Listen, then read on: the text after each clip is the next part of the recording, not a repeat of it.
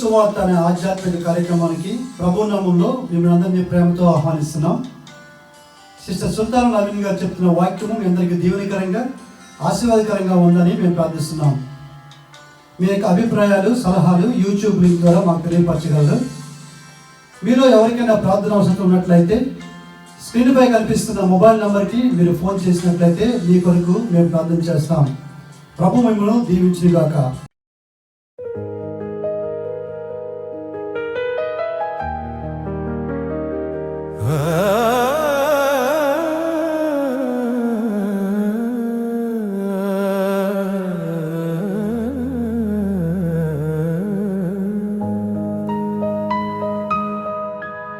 నీ పాటనా నోటనే పాడాలని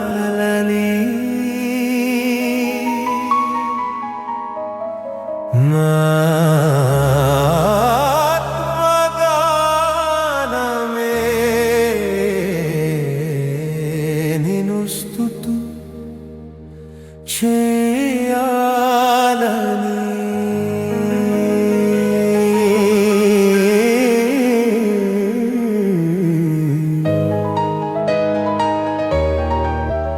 నే పాటనా నోటనే పాడాలని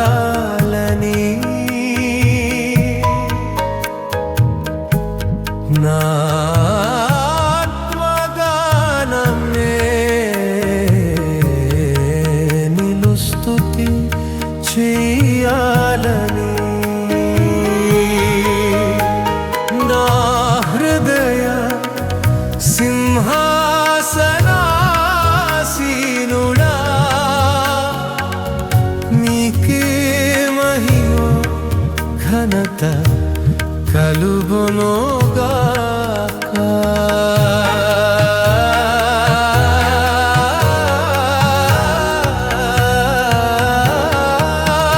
నా హృదయ సింహాసనాసీనుడా నీకే మహిమ ఘనత కలుగునుగాక. నీ పాటనా నోటనే పాడాలని నా ఆత్మగానమే నిన్ను స్తుతి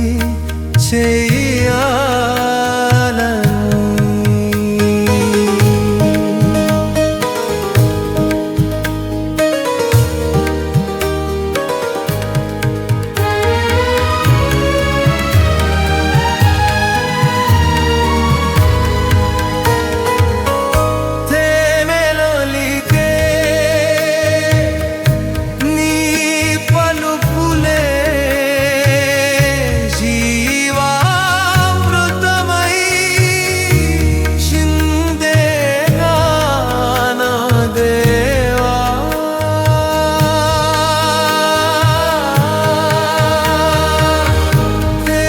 తేనెలొలికే నీ పలుకులే జీవామృతమై చిందేనా నా దేవా. మీ రక్త సింధూరమే తెరచినిగేనా నా స్వామియా.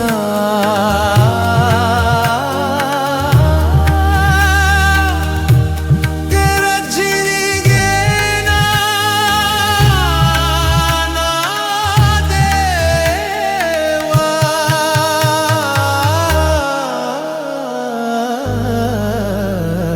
నీ తాటరా నోటనే పాడాలని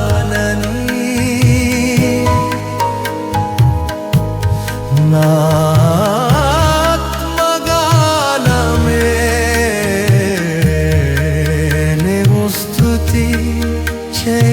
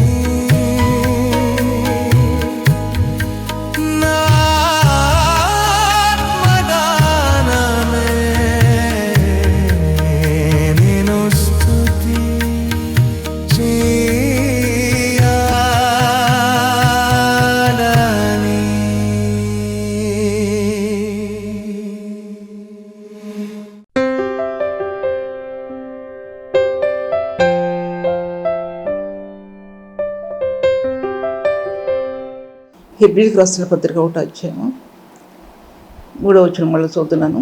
ఆయన దేవుని మహిమ యొక్క తేజస్సును, ఆయన తత్వం యొక్క మూర్తిమంతమై ఉండి తన మహత్తు గల మాట చేత సమస్తము నిర్వహించుచు పాపముల విషయంలో శుద్ధీకరణను తానే చేసి దేవదూతల కంటే ఎంత శ్రేష్టమైన నామం పొందినో వారి కంటే అంత శ్రేష్ఠుడై ఉన్నత లోకమందు మహామహుడుగు దేవుని కుడి పార్శ్వన కూర్చున్నాను. ఇంతవరకు ధ్యానించిన వాక్య భాగం ఒకటి, ఇప్పుడు మనం ధ్యానించబోయే వాక్య భాగం ఒకటి.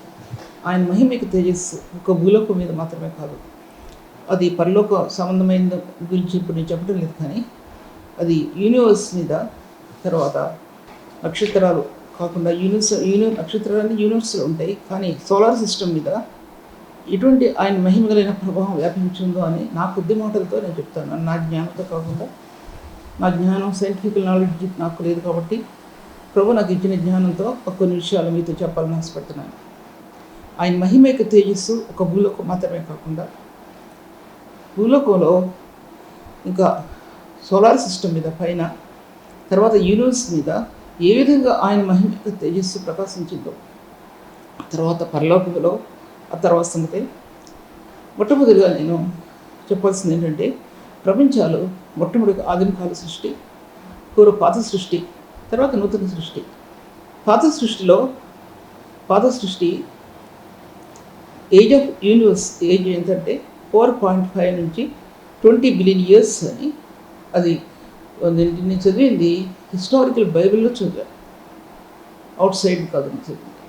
అవుట్ సైడ్ నేను చదవను, అసలు నాకు తెలియదు కూడా. హిస్టారికల్ బైబిల్లో చాలా ఫేమస్ బైబిల్ అది చదవడానికి అర్థమవుతుంది. అటువంటి బైబిల్లో నేను 2-3 సార్లు చదివాను. ఏంటంటే యూనివర్స్ ఏజ్ అనేది 4.5 నుంచి 20 బిలియన్ ఇయర్స్ వరకు ఉంది. తర్వాత న్యూ యూనివర్స్ ఎప్పుడు కట్టబడిందంటే దాంట్లో రాస్తాడు, దాని ఏజ్ 6,000 నుంచి 20,000 ఇయర్స్ వరకు ఉంది అని రాయబడింది.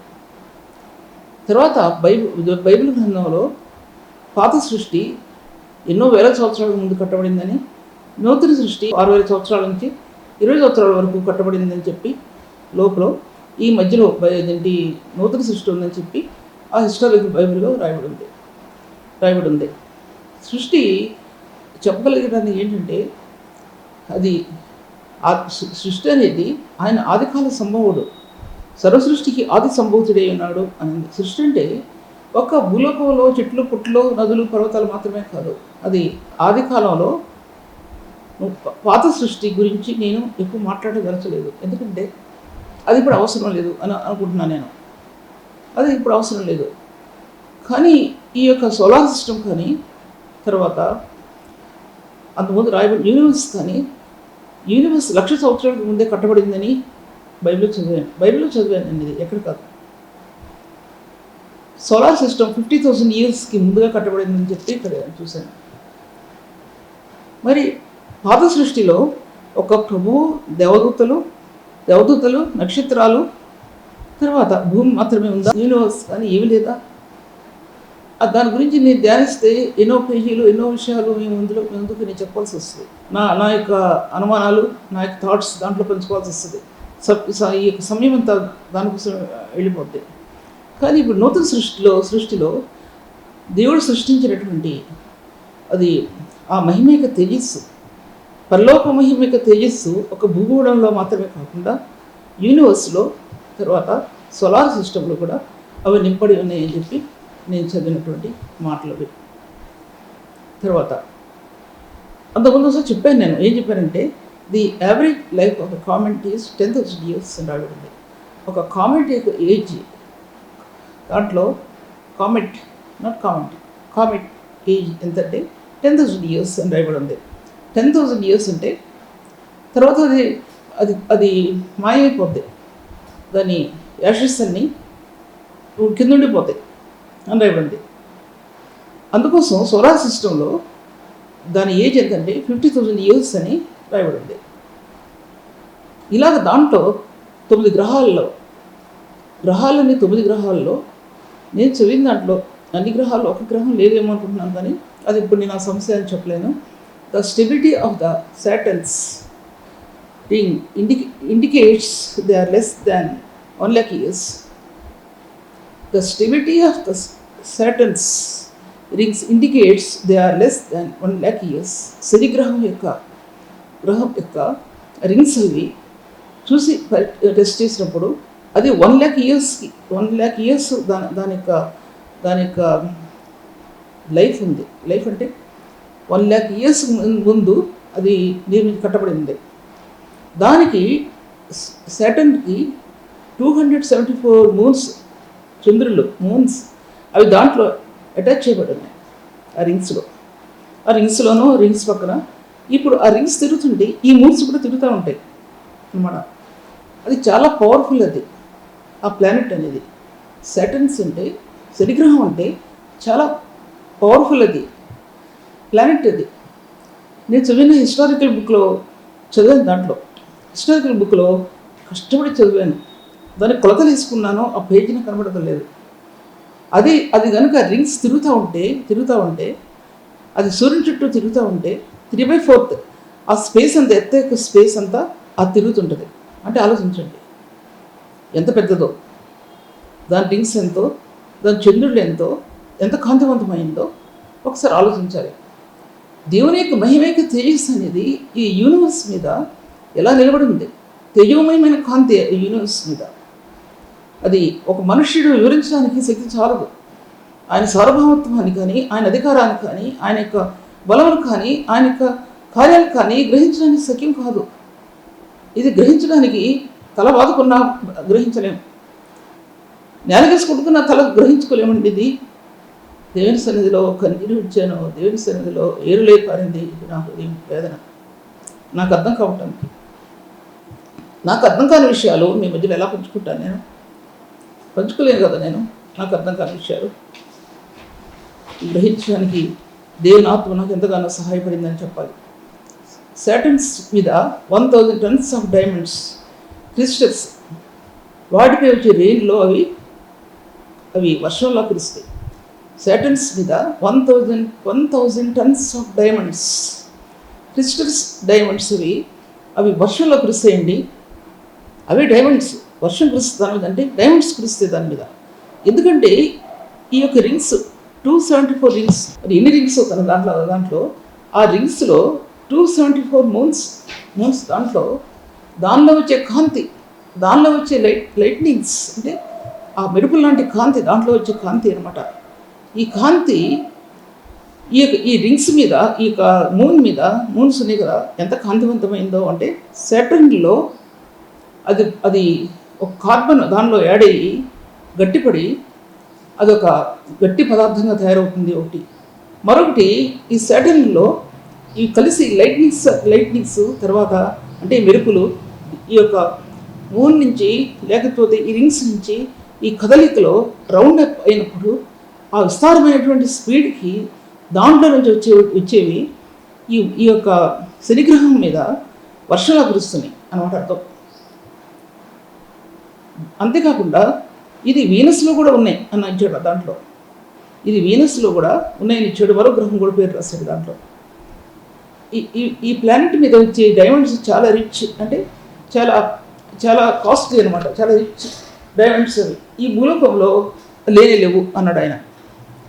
ఈ భూలోకం లేడంటే ఒక రీసెర్చ్ దాంట్లో నేను కూడా దాంట్లో కూర్చొని డిస్కస్ చేస్తూ వచ్చాను. అయితే నేనేమి సైంటిస్ట్ని కాదు. ఒక ప్రశ్న ఏంటంటే, నాకు వచ్చింది ఏంటంటే ప్రశ్న, వాళ్ళు క్వశ్చన్స్ ఏమంటున్నారు కాబట్టి, అసలు అంత డైమండ్స్, అంత కాస్ట్లీ డైమండ్స్ భూలోకంలో లేవు అవి. నేను అంత కాస్ట్లీ డైమండ్స్ సాటర్న్లో ఉన్నాయి. ఆ డైమండ్స్ భూమి మీదకి ఎలా తీసుకురాబడతాయి? అన్ని టన్స్ అన్నాడు. Turns, 1000 tons. అంటే ఎన్ని టన్స్ అంటే అంత టన్స్ ఈ డైమండ్స్ కురుస్తున్నప్పుడు ఎన్ని సంవత్సరాల నుంచి కురుస్తున్నాయో దాంట్లో ఆ శనిగ్రహంలో నిండిపోయినప్పుడు అవి భూమి మీదకి ఎలా వస్తాయి అని నేను క్వశ్చన్ వేశాను. భూమి కానివ్వండి, ఇది కానివ్వండి. ఒక్కసారి నవ్వినట్టు నవ్వి అన్నాడు, really you are a scientist అన్నాడండి. ఫస్ట్ మాట నాకు అండి 10,000 మంది, I know you are really a scientist అన్నాడు. భలే ప్రశ్న వేసావు అన్నాడు. అసాధ్యం అన్నాడు. ఆ దాంట్లో ఉన్నటువంటి క్రిస్టల్స్ భూమి మీద రావడం అసాధ్యం. దాంట్లో ఒక క్రిస్టల్ కూడా ఈ భూమి మీద లేదు. చాలా విలువైన క్రిస్టల్స్ అవి. అలా అయితే నేను అనుకుంటున్నాను, పరలోక సంబంధమైనటువంటి నిశ్చిత పర్వతాల యొక్క శ్రేణిలో దాచబడినటువంటి డైమండ్స్ కానీ, తర్వాత ఈ రత్నాలు కానీ ఎటువంటివి ఉంటాయి? అవి దేంతో సాటి ఉన్నాయి? దేంతో సమానం చేయబడతాయి? అవి దేంతో సమానం చేయబడతాయి? చాలా ఆలోచించాను ఆ విషయం. ఒక యూనివర్స్ ఉన్నటువంటి ఈ డైమండ్స్ గ్రహాల్లో ఉన్నటువంటిది. దాంట్లో మళ్ళీ రాస్తాడు దాంట్లో షఫే అనేటువంటి ఆ డైమండ్ కూడా ఉందని రాశాడు. ఒక్క లైన్ ఇచ్చాడు అంతే, ఎక్స్ప్లెనేషన్ ఇవ్వలేదు దాంట్లో. దానికోసం చాలా శ్రమ పడ్డాడు లాగుదామని. దాంట్లో ఉన్న ఏంటి ఉందని చెప్పి ఎంత లాగుదామని ప్రయత్నించినా నాకు దొరకలేదు, సబ్జెక్ట్ నాకు దొరకలేదు. గంటల టైం వెళ్ళిపోతుందండి ఈ విషయాలు బయట పెట్టడానికి. నాకు జ్ఞాపకం వచ్చాడు ప్రభు. ఆయన నిర్గమకాండ 20వ అధ్యాయంలో నీలకాంతమయమైనటువంటి ఆయన సింహాసనం మీద ఆసనుడై ఉన్నప్పుడు ఇశ్రాయేలు పెద్దలు అందరూ కూడా ఆయన చూసి భోజనం చేశారని, యవనస్తులు అక్కడ బలిపీఠం కట్టి బలి అర్పించారని రాయబడి ఉంది. ఎక్కడది? ఇశ్రాయేలు దేశానికి వారు దేశానికి చెరకమునుపు ఆ ఎంట్రన్స్లో నిర్గమకాండ 20వ అధ్యాయంలో నీలకాంతమయమైనటువంటి ఆయన సింహాసనం అక్కడ నిలబడింది. ఆ ప్రభు షఫే అని ఉంది దాంట్లో. అటువంటి సింహాసనం మీద ప్రభు ఆయన కూర్చుండి ఇశ్రాయేలుకి కనబడ్డాడండి. ఆయన చూసి పెద్దలు ఎవరు కూడా ఎటువంటి హానికి కలగలేదు, వాళ్ళందరూ కూడా పానముద్దు చేశారు అని రాయబడింది. అది జ్ఞాపకం వచ్చిందండి నాకు. ఆకాశ దిగంతాల్లో ఉన్నటువంటి ఈ దేవుని మహిమ యొక్క తేజస్సు ఎలా కట్టబడింది అంటే గ్రహాల్లో కట్టబడింది. గ్రహాల్లో తయారైనటువంటి ఆ యొక్క డైమండ్స్ కట్టబడింది. మరొక ప్రశ్న, మరొక దీంటి గ్రహంలో గోల్డ్ తయారవుతుందా అని ఒక ప్రశ్న. లాస్ట్ ఈ కన్ఫ్యూజన్ ఏంటంటే ఎట్టి పరిస్థితుల్లోనూ గ్రహంలో గోల్డ్ తయారవ్వదు అనే కన్క్లూజన్ దాంట్లో ఇచ్చాడు. దాంట్లో తర్వాత వీనస్ అనేది ఒక ప్లానెట్, అది కూడా డైమండ్స్. చంద్రుడి తర్వాత ఈ ప్లానెట్ చాలా కాంతివంతమైన ప్లానెట్. సూర్యుడి తర్వాత ఈ ప్లానెట్ చాలా కాంతివంతమైన ప్లానెట్ ఏంటి? వీనస్. ఈ వీనస్ కూడా డైమండ్స్ దాంట్లో తయారవుతున్నాయని చెప్పి శాస్త్రజ్ఞులు కనుగొన్నారు. ఇవన్నీ మనకి తెలియాలంటే ఉట్టిగా మనం బయటికి చెప్పరు. మనం పరిశీలించగలది రీసెర్చ్ అంతా చూడకపోయినా కొన్ని మనం రీసెర్చ్ చేసే కొలది దీంట్లో ఈ విషయాలు బయటకు వస్తాయి. ఇవి అందరికీ తెలిసే విషయాలు కాదు. ఇది ఎంతో శ్రమతో కూడిన పని. మైండ్కి ఎక్కించుకోలేదు ఇది. ఇటువంటి దాన్ని దేవుడు తన పరిశుద్ధులకు బిడ్డలకు దాన్ని బయలుపరుస్తున్నాడంటే ఆయన ఎంత గొప్ప దేవుడో అని మీ మధ్యలో నేను చెప్పడానికి ఇక్కడ కూర్చుని ఉంటున్నాను. ఎందుకంటే చాలా హై హీట్లో ఈ డైమండ్స్ అనేవి కార్బన్తో ఏకమై, తర్వాత ఈ హీట్తో ఏకమై అవి డైమండ్స్లా తయారవుతాయి. అది వీనస్లో కూడా మరొక ప్లూటో అనేటువంటి మరొక గ్రహంలో కూడా అది ముందు భాగంలో ఉంటుంది. అది దాంట్లో కూడా ఈ డైమండ్స్ గ్రహాలు డైమండ్స్ ఏంటండి? గ్రహాలు డైమండ్స్ ఏంటి? భూమి మీద మనకు దొరికేవి భూమి తవ్వుతుంటే బొగ్గులో దొరుకుతాయండి. కార్బన్ అంటే బొగ్గు మనకు తెలియదు కాదు సరిగ్గా. దాంట్లో ఈ డైమండ్స్ దొరుకుతాయి. బొగ్గు గనుల్లో డైమండ్స్ దొరుకుతాయండి. మన అంతరంగంలో బొగ్గు కంటే నలుపు అంటే మన హృదయాల్లో ఆయన డైమండ్స్ చిక్కాడండి. ఆయన క్రీస్తు స్వరూపం యొక్క మహిమ యొక్క స్వరూపాన్ని ఆ డైమండ్ మన హృదయంలో చిక్కాడండి. ఆయన పలు రకాలైనటువంటి డైమండ్స్, క్రీస్తు మహిమను వ్యక్తపరిచే డైమండ్స్ని దేవుడు మన హృదయంలో చిక్కాడనే విషయాన్ని నేను మీతో మాట్లాడుతుంటున్నాను. వాళ్ళు ఈ సైంటిస్టులు అనబడిన వారు సాటర్న్ మీద, జూపిటర్ మీద వాళ్ళు ఎంతో రీసెర్చ్ చేశారు. ఇప్పుడు రీసెర్చ్ చేసిన కాదు, ఎన్నో సంవత్సరాల క్రితమే వాళ్ళు రీసెర్చ్ చేశారు. చేసిన తర్వాత దాని ఫలితం ఏంటంటే, అసలు శనిగ్రహం అంటే ఎవరికి ఇష్టం లేదు. చాలా పెద్ద గ్రహం అది, భూమి కంటే ఎన్నో రెట్లు ఎక్కువ అని అంటారు శనిగ్రహం. ఆ శనిగ్రహం తిరుగుతుంటున్నప్పుడు, దాని రింగ్స్ తిరుగుతుంటున్నప్పుడు దాని వేడిమికి, దాని లైటింగ్స్కి అసలు మనం అనుకుంటాం ఒక చంద్రుడే అనుకుంటాం. ఈ సాటర్న్కి 274 చంద్రుళ్ళు, మూన్స్ దాని చుట్టూ ఉన్నాయంటే అసలు దేవుని సృష్టి ఏంటి, అసలు మానవుడు గ్రహించగలగటానికి అసలు దేవుని సృష్టి ఏంటి. అందుకోసం దావీదు అంటాడు, అంతరిక్షము దేవుని మహిమను వివరిస్తుంది, ఆకాశంలో దేవుని మహిమను బయలుపరుస్తున్నాయి, అంతరిక్షము ఆయన చేతి పనిని ప్రచురపరుస్తుంది. చేతి పని ఆయన పరిశుద్ధుని చేతిలో ఈ అంతరిక్షం ఆయన మనం ఈ భూమి మీద ఎలా చెప్తామో చిన్న చిన్నవి శిల్పి ఎలా చెప్తాడో చిత్రకారుడు అలాగా అంతరిక్షాన్ని చెక్కాడు ఆయన. అంతరిక్షాన్ని చెక్కాడా ప్రభు అనే విషయాన్ని నేను మీతో మాట్లాడుకుంటున్నాను. ఇంకా బాగా చెప్తాను మీకు నేను. తర్వాత సోలార్ సిస్టమ్ అనేది 50,000 yearsకి ముందు అది ఏర్పాటు చేయబడిందని ముందే ఉందని చరిత్రకారుల అభిప్రాయం. దాంట్లో సూర్యుని కూడా స్టార్ అని పిలుస్తారు. మరి ఎంతమంది తెలుసు, చదువుకున్న వాళ్ళు చాలామంది తెలుసు. సూర్యుని కూడా స్టార్ అని పిలుస్తారు. చంద్రుడు అసలు గ్రహాల్లో కాదు. గ్రహాల్లో అతనికి ఆ చంద్రుడికి ఏమాత్రం భాగం లేదు. ప్లానెట్స్లో Mercury, Venus, Earth, Mars, Jupiter, Saturn, Uranus, Neptune. అంతేకాకుండా మూన్స్ 275 మూన్స్ అవి సాటర్న్కి రింగ్స్లో అటాచ్ చేయబడినటువంటి 270 మూన్స్. ఇవన్నీ కూడా సోలార్ సిస్టంలో ఉన్నాయి. గ్రహాల్లో మళ్ళీ చెప్తాను, Mercury, Venus, Earth, Mars, Jupiter, Saturn, Uranus and Neptune. దీంట్లో ప్లూటో ఒకటి లేదనుకుంటున్నాను.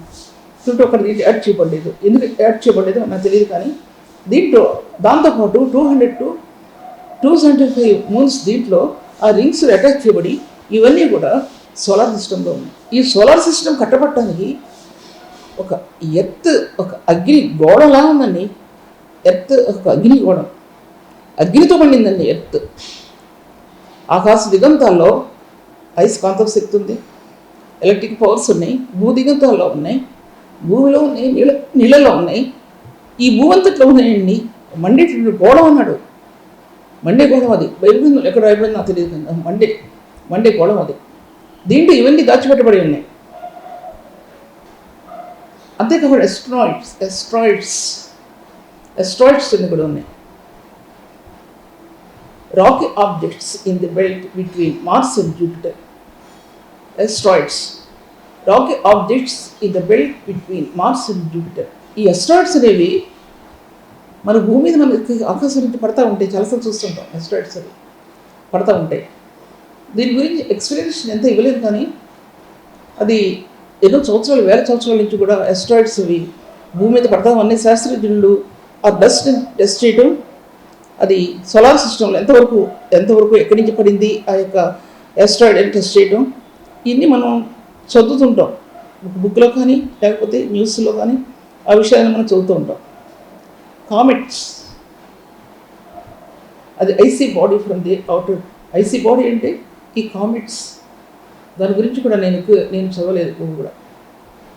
ఇవన్నీ కూడా సోలార్ సిస్టమ్స్లో ఇవన్నీ కూడా ఉన్నాయి. ఇదొకంతా కూడా ఒక ప్లానెట్. ఇది ప్లానెట్ అంటే ఎర్త్ ఒక ప్లానెట్ అని చెప్పుకుంటున్నాం, కానీ ఈ సోలార్ సిస్టమ్ అనేది ఒక ప్లానెట్ లాంటిదంటే ఈ స్పేస్లో ఇవన్నీ కూడా ఆక్రమించి ఉన్నాయి. దీంట్లో కరెంట్స్ మూవ్ అవుతున్నాయి, అయస్కాంత శక్తి దాంట్లో మూవ్ అవుతుంది, భూమి యొక్క సూర్యుని యొక్క శక్తి దాంట్లో కనబడుతూ ఉంది. సూర్యునికి అట్రాక్ట్ అయ్యే ఈ గోళాలు ఇవన్నీ కూడా సూర్యుడికి అట్రాక్ట్ చేయబడుతుంది. భూమి ఎలా అట్రాక్ట్ చేయబడుతుందో ఈ గోళాలను కూడా దాంట్లో అట్రాక్ట్ చేయబడుతుంది. దానిలో నుంచి కొన్ని ఖనిజాలు తయారవుతుంది, దానిలో కొన్ని డైమండ్స్ తయారవుతున్నాయి, కొన్ని రకరకాలైనటువంటి మెటల్స్ దాంట్లో తయారవుతున్నాయి. ఈ మానవుడు కనుగొంటున్నాడు, కానీ మనం కనుగొన్న మానవుల్లో ఎంత కనుగొంటున్నామంటే అంటే సైన్స్ ఎంతవరకు దాంట్లో రాణించిందంటే కొంతవరకు రాణించగలిగింది. ఇన్ని వేల సంవత్సరాలు అయినా సరే కొంతవరకు ఈ యొక్క సైన్స్ రాణించగలిగింది, అంతకుముందు ఎక్కువ రాణించలేదు. అసలు ఇయర్స్ అంతమవుతున్నా సరే మార్స్లోకి వెళ్ళాలని చెప్తున్నారు. మార్స్ ఉండటానికి నివాస యోగ్యమని చెప్తున్నారు. ఇలాగా కొన్ని గ్రహాలు నివాస యోగ్యమని చెప్తూ వచ్చారు. మనం చూస్తున్నాం, దాంట్లో నీళ్ళు ఉన్నాయని అని చూస్తున్నాం. దాంట్లో అందుకోసం దేవుని వాక్య భాగాల్లో ఇవన్నీ కూడా ఈ ప్లానెట్స్ అన్నీ కూడా దీన్ని చెప్పిన నెప్ట్యూన్ కానీ కాదు, వీనస్ కానీ, ఇంకో ప్లానెట్ చెప్పిన ప్లూటో అవి కానీ ఇవన్నీ కూడా డైమండ్స్కి చాలా ప్రసిద్ధి చెందినటువంటివి అన్నమాట. ఇదమ్మా చెప్పాను. సైంటిస్టులు కనుగొన్నది ఏంటంటే ఈ యొక్క సాటర్న్ మీద, జూపిటర్ మీద, ప్లూటో మీద ఈ 3 గ్రహాల మీద లైటింగ్స్ చాలా ఎక్కువ పడతాయి. లైటింగ్స్ అంటే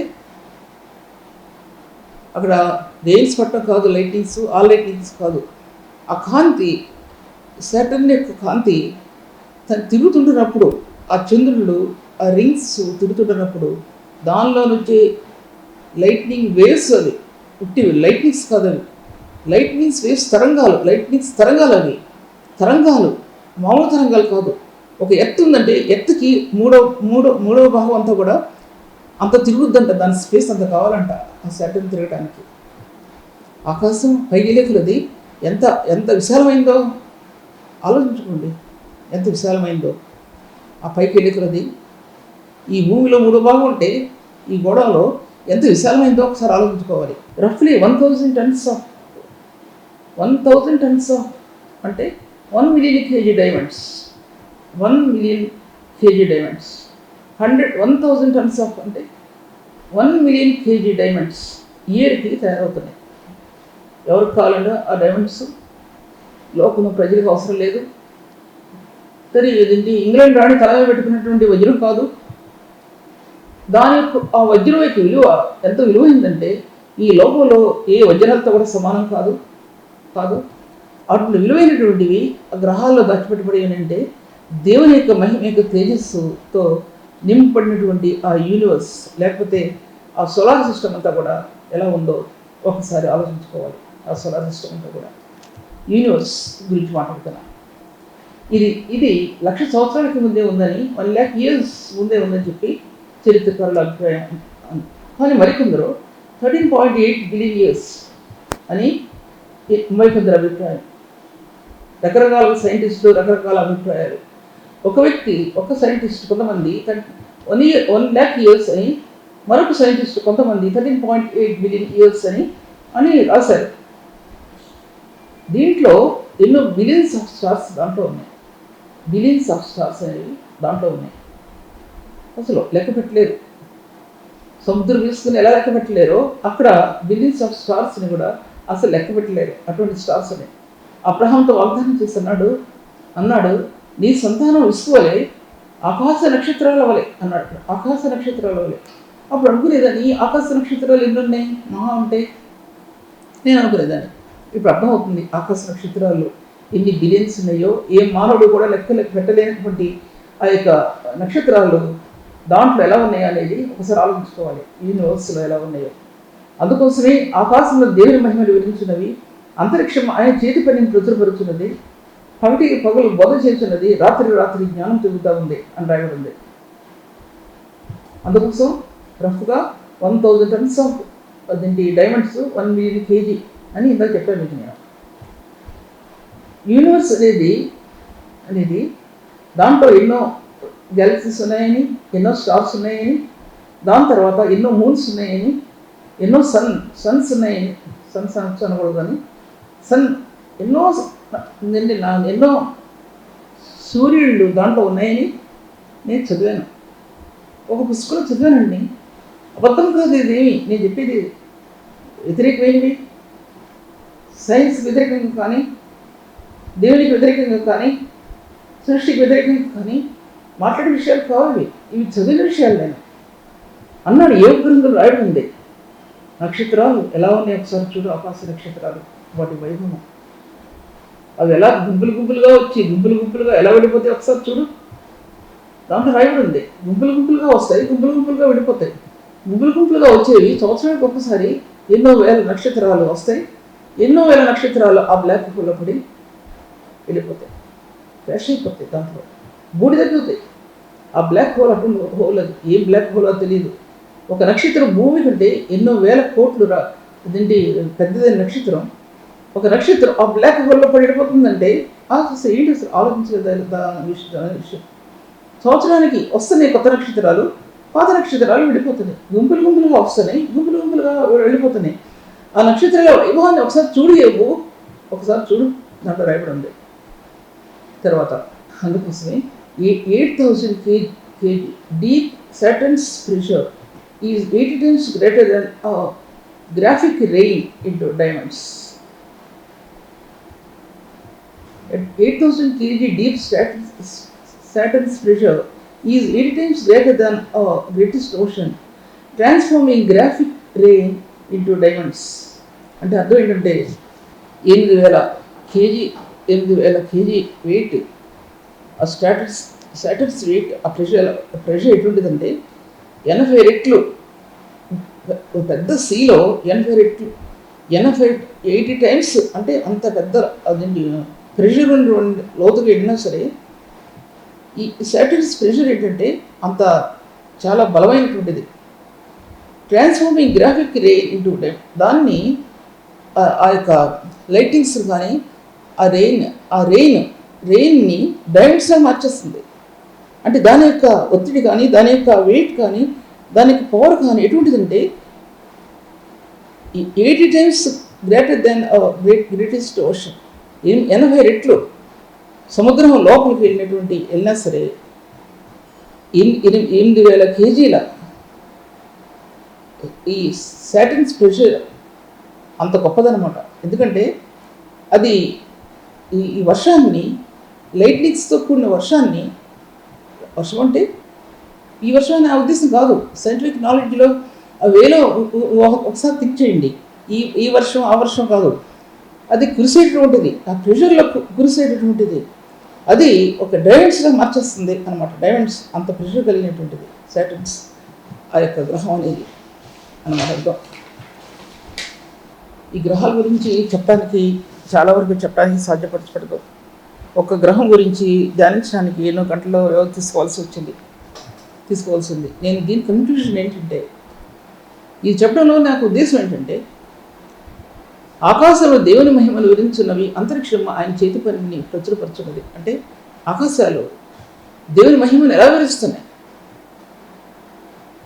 యూనివర్స్ ఎలాగా దేవుని మహిమను వివరిస్తుంది, ఈ సోలార్ సిస్టమ్స్ అన్నీ కూడా ఎలాగ దేవుని యొక్క శక్తిని వివరిస్తున్నాయి. దేవుని యొక్క శక్తిని అపోజిట్ పౌలు ఎఫెసీయులకు రాస్తూ అపరిమితమైన మహత్యబట్టితో క్రీస్తు యేసును వినియోగపరిచిన బలాత్సయం బట్టి విశ్వసించ మీయందు అపరిమితమైన అమహత్యబట్టితో క్రీస్తు యేసు యొక్క బలాత్సయంలో ఈ దేశం, ఈ లోకం, ఈ గ్రహాలు ఇవన్నీ కూడా అందులో కట్టబడ్డాయిమా. ఆది కాలంలో ఉన్నటువంటి దేవుడు, ఇప్పుడున్నటువంటి దేవుడు, ఆది కాలంలో ఉన్నటువంటి దేవుడు, ఇప్పుడున్నటువంటి దేవుడు, ఆయన సదాకాలం ఉన్నటువంటి దేవుడు, ఆయన శరీరకంగా ఈ లోకంలోనికి రావడానికి ఆ ప్రభు అనాది కాలంలోనే ఆ వెలుగు భూమి మీద పుట్టక మునిపే, ఆయన భూమికి పునాది వేయబడక మునిపే ఆయన లోకాన్ని జ్ఞాపకం చేసుకున్నాడు. బైబిల్ అందులో దాచిపెట్టబడిన విషయం, భూమికి పునాది వేయబడక మునిపే అన్నాడు దాంట్లో. ఇంకా నేను ఈ విషయాల్లో ఇదే దాన్ని మెడిటేట్ చేయడానికి ఇక నాకు ఒక నెల టైం పడుతుంది. ఈ గ్రహాల్లో ఏముంది, ఈ గ్రహాల్లో ఇవి సోలార్ సిస్టంలో ఈ గ్రహాలు సూర్యుని చుట్టూ కనుక ఒక గ్రహం తిరగకపోతే అసలు పరిస్థితి ఏంటి? ఈ సోలార్ సిస్టంలో ఒక గ్రహం తిరగకపోతే ఆకాశాన్ని దేవుని మహిమను వివరిస్తున్నాయి అని చెప్తున్నప్పుడు ప్రభు ఒక చిన్నది దాంట్లో ఏదైనా వచ్చిందంటే అసలు భూగోళం పరిస్థితి ఏంటి? ఈ భూగోళమే పోతాయి. అన్నీ కూడా దేవుని మహిమను ప్రకటిస్తూ వచ్చాయి, దేవుని యొక్క జ్ఞానాన్ని తెలియపరుస్తూ వచ్చాయి, అద్వితీయుడైనటువంటి ప్రభువుని బయలుపరుస్తూ వచ్చాయి. ప్రభు ఈ వాక్యాన్ని దీవించగాక. పరిశుద్ధాత్మ దేవుడు అయిన ప్రభువాన్ని పొందనవుతండి. నీ వాక్యాన్ని గ్రహించడం కానీ బోధించడం కానీ సాధ్యపరచబడదు ప్రభు. అల్పురాలైన నేను జ్ఞానం లేనటువంటి దాన్ని నేను ప్రభు మీ సన్నిధిలో ఈ కృప నాకు ఇచ్చావు తండ్రి. దీనులకు ప్రభు ఈ కృపనిస్తానని వాగ్దానం చేసినట్టు నీవు దీనులకు ఈ కృపనిచ్చావు ప్రభు. నువ్వు ఎవరు దీనిలో విరిగిన హృదయం గలవారై నీ మాట విని వణుకుచుంటారో వారిని నేను దృష్టిస్తున్నానని చెప్పిన వాగ్దానాన్ని ప్రభు నువ్వు నెరవేర్చుకున్నావు. ఇది నన్ను ప్రభు తండ్రి వాక్యం చెప్పే హృదయంలో ఒక భారం తొలగిపోతూ వచ్చింది ప్రభు. భరించలేకపోయాను తండ్రి 2 నెలలు తండ్రి.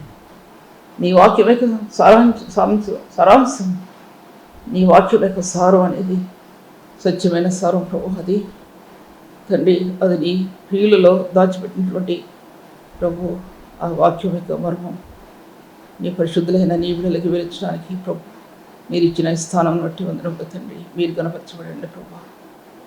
ఈ భూలోకాన్ని ఎలాగ నీ చేతుల మీద మోసావో ప్రభు అలాగే నా హృదయాంతరంగాన్ని నీ చేతి మీద ప్రభా నిలబెట్టుకో, మీరు ఆశ్రయించండి. యేసునామములో ఆశీర్వదించి వేడుకుంటున్నాను తండ్రి. ఆమేన్. ఎంతవరకు సిస్టర్ సుల్తాన్ నవీన్ గారి వాక్యం విని ఆత్మలో ఆనందించి దేవుని మేలు పొందాలని నమ్మి దేవుని స్తుతిస్తున్నాం. మీ యొక్క అభిప్రాయాలు కామెంట్స్ ద్వారా మాకు తెలియపరచండి. Please like, comment, share and subscribe. God bless you all.